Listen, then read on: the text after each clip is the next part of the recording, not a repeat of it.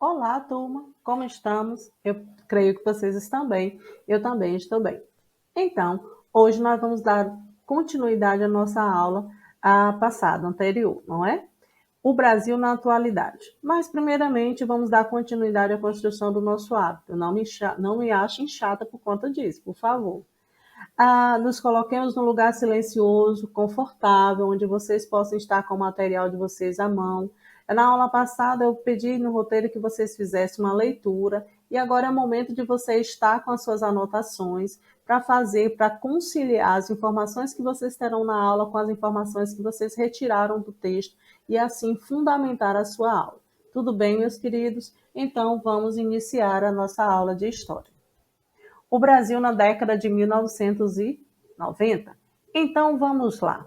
Eleições diretas. Passado mais de 30 anos sem o povo poder eleger um presidente, então chega a vez de eleger um presidente. E nesse processo, nessa nova empleitada da política brasileira, quem é o político escolhido?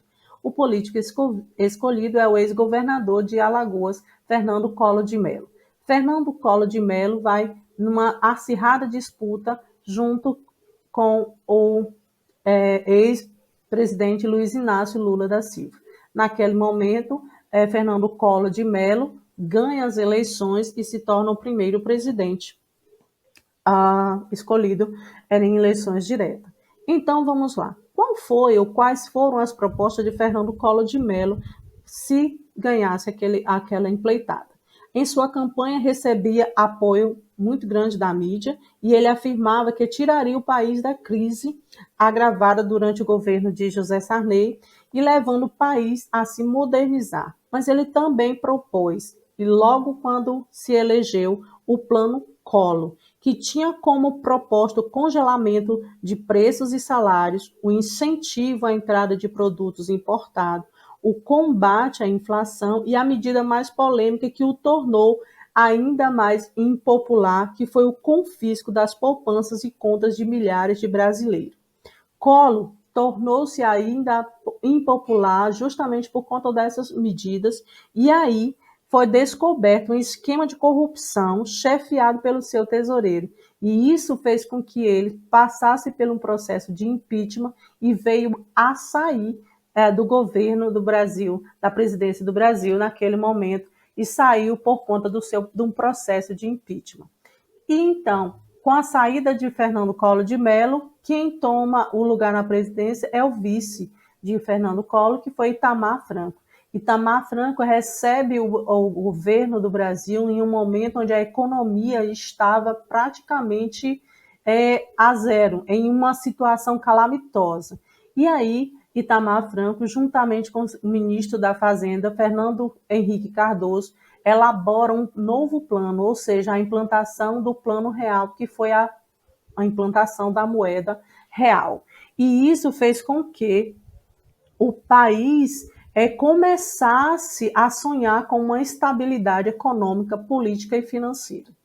Continuando, o governo de Fernando Henrique Cardoso. Olha só, Itamar Franco tem um ministro da Fazenda, Fernando Henrique Cardoso, que posteriormente vence as eleições para presidente e tem aí 2 mandatos consecutivos.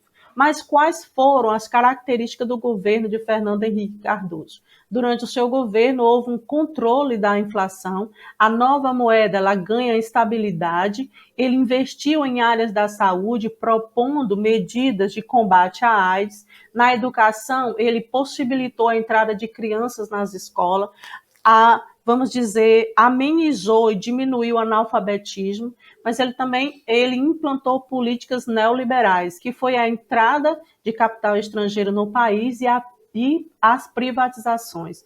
Qual era o objetivo, ou qual foi o objetivo das privatizações? Foi fazer com que os gastos públicos diminuíssem. Ele acreditava que quando se privatizava essas estatais, que foram privatizadas durante o governo, os gastos públicos diminuiriam. Então, eu vou ler só um trecho para que vocês entendam melhor. Na década de 1990, algumas empresas passaram pelo processo de privatização, principalmente as de siderurgia, telecomunicações, o que gerou algumas polêmicas no país. Os grupos que defendiam a privatização acreditavam que o governo deveria ter pouca intervenção na economia, permitindo a autorregulação do mercado a fim de que a gestão privada fosse mais eficiente e geradora de lucro.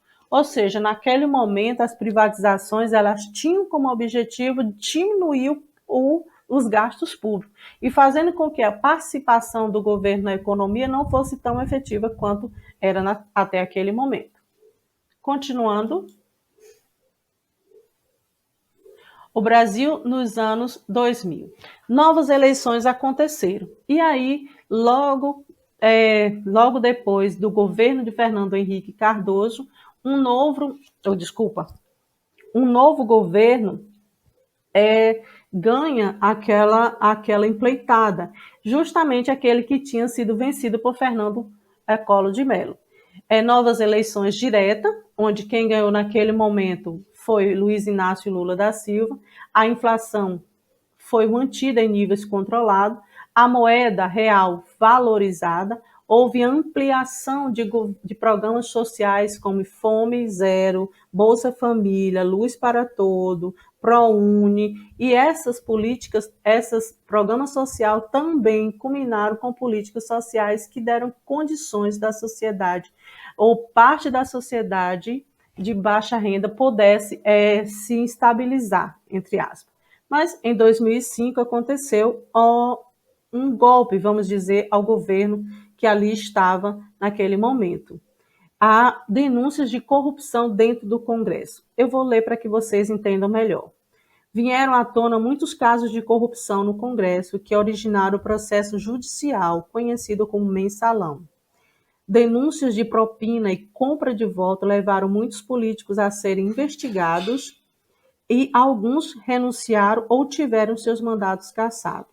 No final do seu mandato, por causa do mensalão, o governo Lula recebeu muitas críticas e acabou marcado por uma instabilidade política. E este foi o início dos anos 2000.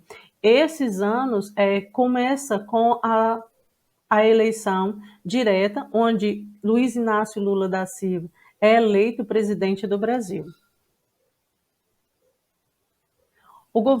Desculpa. Eleita a primeira mulher presidente no Brasil, Dilma Rousseff. Dilma Rousseff tem agora a possibilidade de governar ou dar continuidade à política que foi adotada pelo candidato anterior, Lula, pois Lula apoiou a candidata que era, no governo de Lula, ministra da Casa Civil, Dilma Rousseff. Em 2010, a candidata venceu as eleições e, no ano seguinte, tornou-se a primeira mulher a ocupar a presidência do Brasil.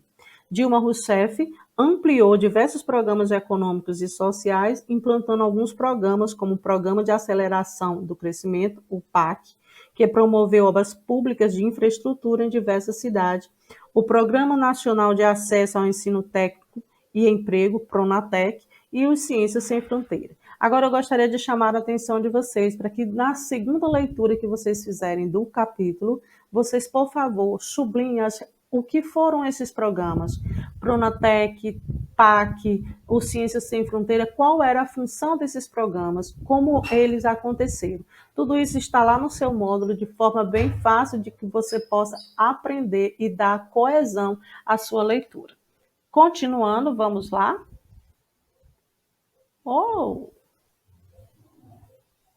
Um momento de crise política, quando isso aconteceu? Vamos lá. Olha só, novamente, aconteceu um momento onde a corrupção vai aparecer no contexto político mais uma vez, infelizmente. No ano de 2014, Dilma se reelegeu. Naquela época, porém, o país passou por uma crise econômica decorrente de vários fatores. E quais foram esses fatores?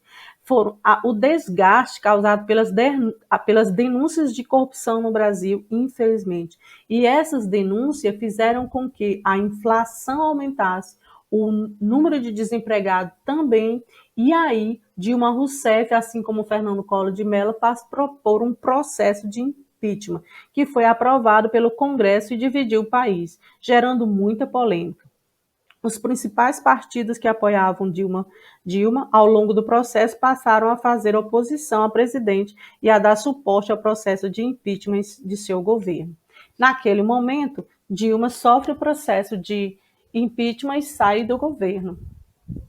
E essa, meus amores, então, essa foi a nossa aula de história. Eu espero que vocês tenham gostado. Espero que vocês possam casar as informações que vocês anotaram, sublinharam, circularam, com as informações da videoaula e que, com isso, você também possa ter êxito na feitura das suas atividades. Então, que tenhamos todos uma ótima tarde, possamos fazer as atividades com alegria. Até a próxima, turma!